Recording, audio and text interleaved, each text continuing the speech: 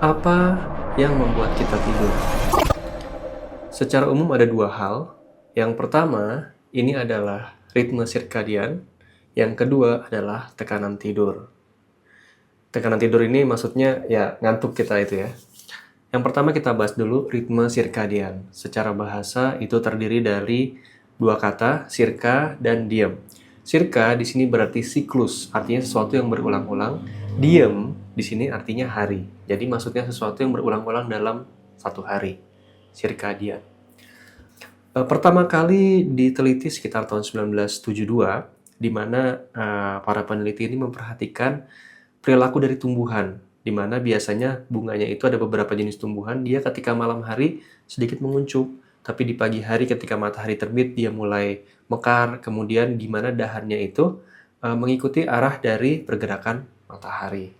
Kemudian ketika sore tiba menjelang malam dia kembali menguncup. Nah, ternyata tumbuhan ini ketika dimasukkan ke tempat yang benar-benar gelap, dia tetap mempertahankan perilakunya walau tidak ada cahaya matahari. Nah, inilah ritme sirkadian. Kemudian, pada tahun 1938, dilakukan penelitian lain oleh Profesor Nathaniel Kleitman bersama asistennya, Bruce Richardson. Mereka masuk ke dalam gua yang sangat gelap, yang tidak ada stimulan dari luar bisa masuk ke dalam situ selama 6 minggu. Tanpa stimulan dari luar termasuk cahaya matahari, ternyata ditemukan manusia tetap mempertahankan siklus sirkadiannya.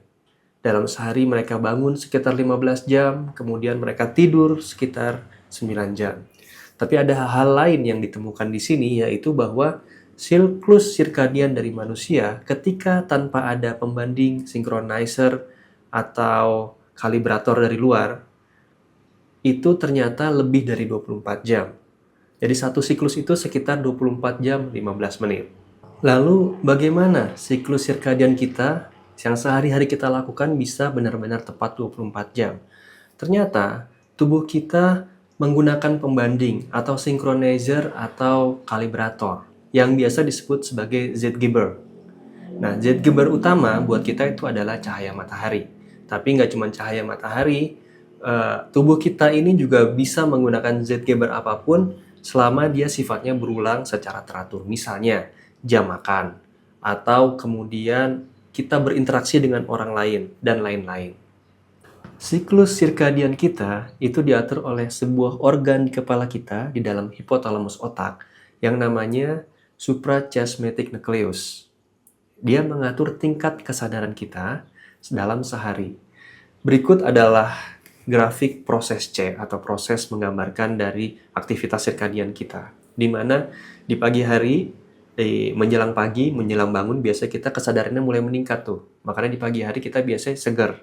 Kemudian di siang hari itu optimal, kemudian mulai menurun lagi, hingga di malam hari kita menjadi menurun hingga tidak sadar atau kita tidur akhirnya. Nah, ketika akan tidur ini, suprachiasmatic nucleus ini memerintahkan untuk dibentuknya sebuah hormon yang namanya melatonin. Melatonin ini sebenarnya hormon yang memerintahkan seperti bel sekolah gitu, supaya organ-organ lain itu mempersiapkan dirinya itu untuk tidur. Jadi untuk mengurangi aktivitasnya. Nah, tapi melatonin ini sendiri sebenarnya tidak terlalu berperan dalam proses tidur. Dia ini seperti kalau lomba lari, itu kayak periwit pertama yang siap, bersedia, ya gitu ya. Tapi yang tidur sendiri, yang mengusahakan tidur itu adalah pelari-pelarinya. Sedangkan melatonin ini, dia seperti peluit pertamanya saja. Berikutnya, penyebab kita bisa tidur yang kedua adalah hormon adenosin. Kalau yang pertama tadi kan siklus sirkadian. Yang kedua, ini hormon adenosin. Hormon adenosin ini kita terus produksi selama kita terjaga atau bangun, dari kita bangun tidur. Nah, berikut ini adalah grafik dari produksi hormon adenosin. Di pagi hari kita mulai memproduksinya, terus bertambah. Nah, ketika dia mencapai titik tertentu, itu kita mulai merasakan kantuk. Karena memang di otak kita itu ada reseptor untuk hormon ini yang jika sudah terisi reseptornya dalam jumlah tertentu, kita akan mulai merasakan kantuk. Kemudian kita bisa mulai pengen tidur gitu kan ya. Dan ketika kita tidur mungkin di jam 9, 10, 11, nah produksi hormon ini terhenti, kemudian hormon ini akan mulai didekomposisi oleh tubuh kita sehingga akan berkurang jumlahnya. Hormon adenosin dan siklus sirkadian ini adalah dua sistem yang berbeda dan tidak saling mempengaruhi. Tapi kita lihat bila grafiknya kita gabung menjadi seperti ini, maka kelihatan bahwa ketika di pagi hari, ini untuk orang yang umum ya, biasanya kita akan sangat sadar, sangat terjaga. Makanya biasanya kalau kita kerja di pagi hari, kita akan sangat produktif.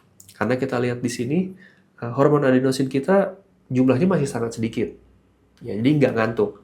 Kemudian, yang kedua adalah siklus sirkadian kita itu sedang bagus. Sehingga kita lihat garis antara hormon adenosin dan siklus sirkadian ini dempet-dempet aja. Gitu.